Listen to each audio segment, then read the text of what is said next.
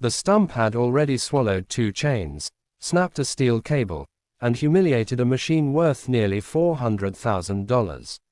By the time the sun climbed over the pine trees, a crowd of workers stood silent around the crated patch of earth, staring at something that refused to move, a stubborn, ancient stump that had become the most embarrassing problem of the entire construction project. The massive excavator growled again, its hydraulic arms flexing like the muscles of a giant preparing for battle. Dirt trembled. The engine roared. Steel teeth dug deep beneath the roots. But when the operator pulled with all the machine's strength, the only thing that moved was the excavator itself, sliding backward like a defeated wrestler pushed out of the ring. The stump remained exactly where it had been for nearly a century.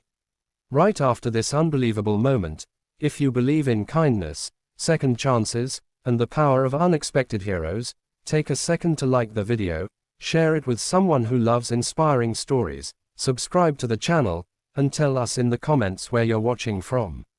Your support keeps stories like this alive. The man responsible for the excavator was named Christopher Dalton Whitmore, a successful construction contractor known for solving problems quickly and efficiently. Christopher had built a reputation across 3 states as someone who could clear land, build highways, and move mountains, sometimes literally.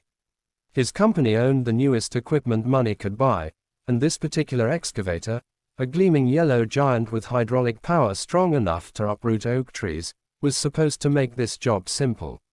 The land had been purchased to build a modern distribution warehouse outside the small farming town of Silver Ridge Valley. For weeks, bulldozers flattened acres of brush and trees. Everything went smoothly until they reached the edge of an old abandoned field. In the center of that field stood the stump, thick, wide, twisted like something grown from stone instead of wood. No one knew how old it was.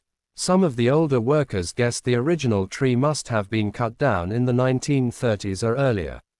Over the decades, the trunk had rotted away, but the roots had burrowed deep into the ground like the fingers of a buried giant gripping the earth.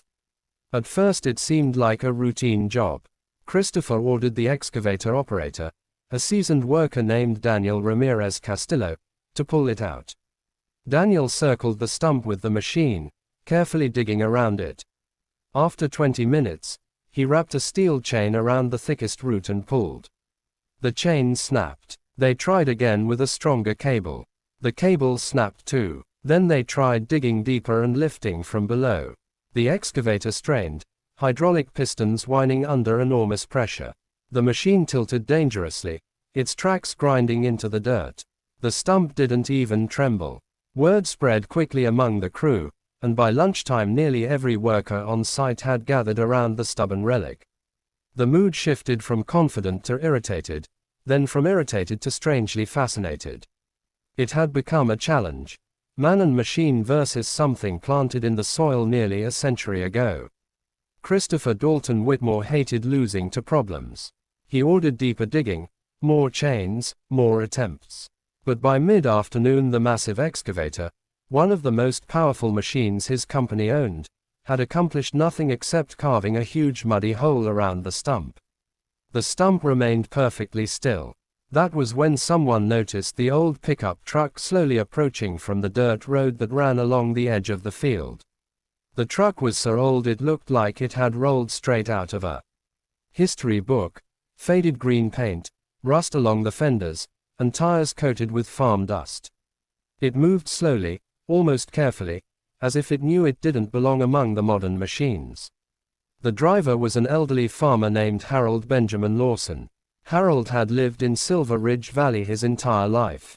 He was in his late 70s, tall but slightly bent from decades of farm work.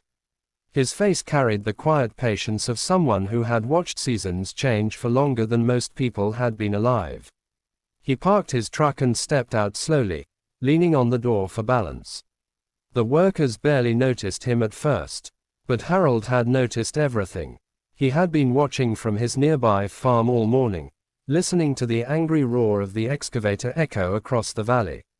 Curiosity eventually pulled him down the road to see what kind of battle was shaking the ground. He walked toward the crater where the machine had been digging. Christopher noticed him and assumed he was just a curious local farmer coming to complain about the noise. But Harold simply looked at the stump for a long moment. The kind of long, thoughtful moment only someone with years of quiet observation could have. Then he nodded slightly. Christopher approached him with polite impatience. The last thing he needed right now was advice from someone who didn't understand modern equipment. Harold studied the stump again, then glanced toward the excavator. He finally said something simple, something that made several workers chuckle. He said he thought he could pull it out. Christopher almost laughed. The excavator cost more than most houses in Silver Ridge Valley. Its engine alone produced more power than 10 farm tractors combined. And yet this elderly farmer, standing beside a rusted pickup truck, believed he could succeed where a $400,000 machine had failed. But Harold didn't look like he was joking. He simply pointed back toward his farm and calmly explained that he had an old crawler tractor that might do the job. The workers exchanged amused glances. Christopher, tired and frustrated, shrugged. At this point the entire day had been wasted. Letting the old man try might at least provide some entertainment. So he agreed. About 30 minutes later, the sound of a slow rumbling engine echoed across the valley. The workers turned to see something rolling toward them from the dirt road.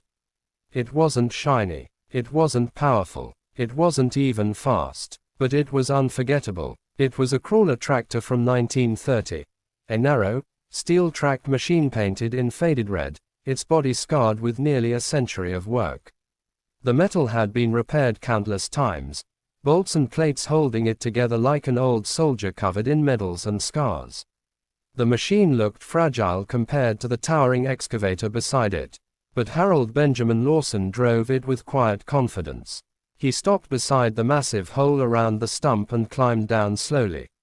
The workers watched with curiosity now. Harold studied the roots, walked around the stump, and examined the soil like a doctor studying a patient. Then he began working. Instead of attacking the stump with brute force, Harold spent nearly an hour digging narrow trenches along the direction of the roots.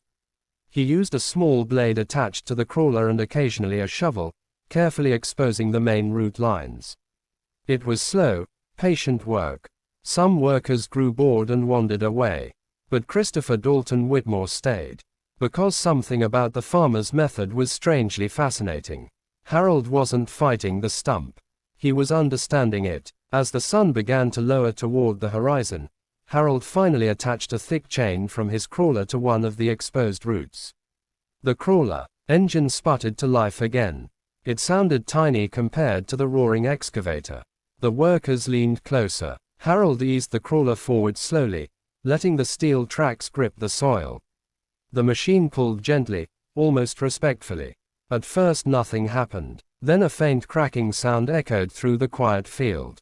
The workers froze. The ground shifted. Another crack. The stump moved. Not much, just an inch. But after an entire day of failure, that single inch felt like a miracle. Harold continued pulling slowly. Roots snapped one by one beneath the earth like distant thunder. And then, with a deep rumbling sigh from the soil itself, the massive stump rose from the ground. The entire thing lifted free. Mud and roots dangled from its underside like the tangled beard of a giant finally waking after decades of sleep. The field erupted in cheers. Even Christopher Dalton Whitmore stood speechless. The old crawler had done what the giant excavator could not.